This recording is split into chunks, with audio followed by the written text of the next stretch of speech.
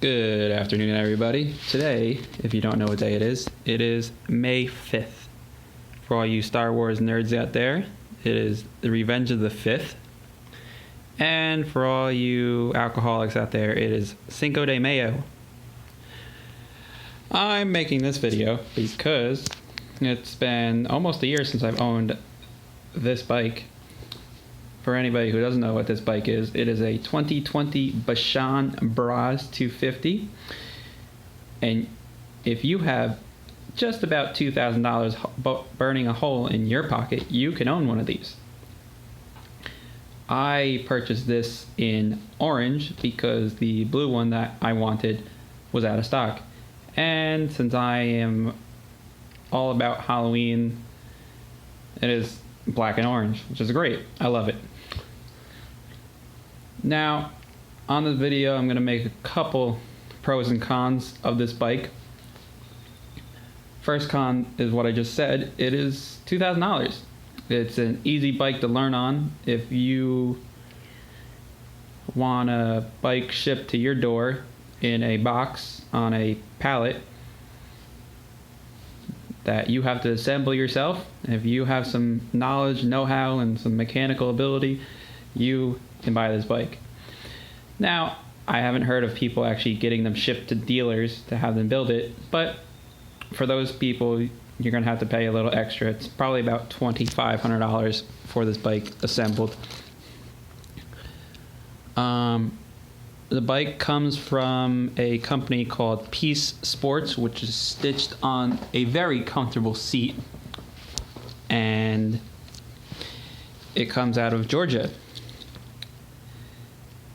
The name of the company that actually titles the bike is called Astronomical Motorcycle Company, and the name of the bike is called the Bashan brozz. It's a 250cc. I believe it's like 230 or 239. I'm not 100% sure on what it is, but that's the name.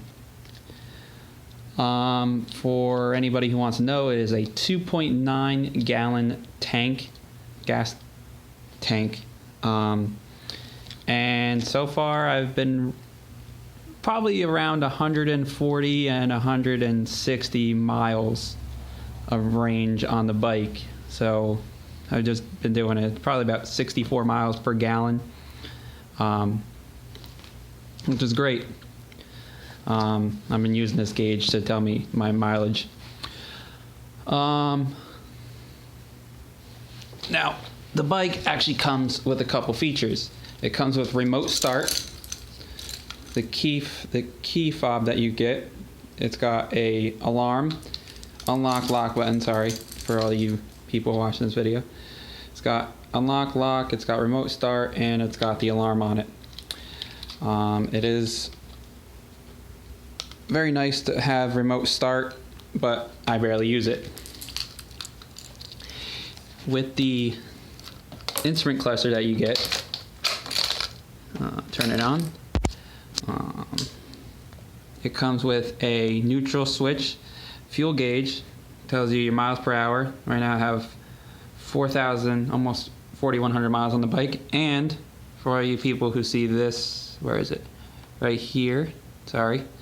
That is my gear indicator. That tells me which gear I am. So I'm spoiled. Like I said before, with the stitching, the seat is very comfortable, very, very comfortable. It is carbureted, so for all you people who like carbureted bikes, it's nice. It comes with the nice bright turn signals. I'm going to turn on the actual bike and show you. Come on. So the turn signals are actually pretty bright in the front and the rear, so people can see you when you're turning when you use your turn signal. Now, I did say it's about $2,000 for the bike, so with what you get with the bike, it does come with a few lacking things like quality of some of the parts. I'm going to name a couple things of the qualities. The high beam, low beam switch sticks. I've sprayed it a couple times with some kind of oil to kind of get it from sticking. The high beam doesn't work all the time, and that's not because the bulb is out, it's because the switch is bad. The horn, which is right here, which you can't see, sometimes doesn't work, sometimes works when I want to. It's finicky. It has a thing for to tell you how fast you're going, and on occasion when I'm sitting on the bike, it'll randomly fluctuate. Not that I'm moving anywhere, it just goes from 0 to 199 down to 50, just randomly, whatever it wants to do. Some of the plastics, the quality like this doesn't sit right. The battery isn't all that great. It starts the bike. The chain snapped at about 2,500 miles, and it also broke the case. I have this piece right here broke, and I kind of JB welded it back together. The tires aren't all that great in the dirt or sand. So like road, gravel, packed sand, it works fairly well on, but the 50/50 tires don't do all that well. When I bought the bike, there wasn't options for the tires. There was two. There was the Recon, which were the off-road, on-road, mainly off-road tires, and sorry, my camera's fluctuating. And you get the 50/50 on-road, off-road tires. The problem with these tires is they are, where's the thing? They are a 90 by 19 in the front, and they're where are they? 110 by 90 by 17 in the rear.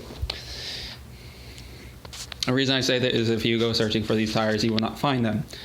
They do not make aftermarket tires for these unless you go on the website, which you have to go on brozz250.com and do your searching. Like I did say, it is carbureted for a 2020. The idle screw, which is right here, is a little finicky. It sticks. The pro of this is it only takes 1 quart of oil, so if you want to do frequent oil changes, it's cheap. The oil I use is 20W50 because that's what, it's not suggested, but I watched the video of the owner of Peace Sports doing oil changes, and he used that, so I just use it. On occasion, the transmission slips. I think it might just be the fact of it only does it when I fill up the tank and I'm going up a hill, so I think there's an issue there.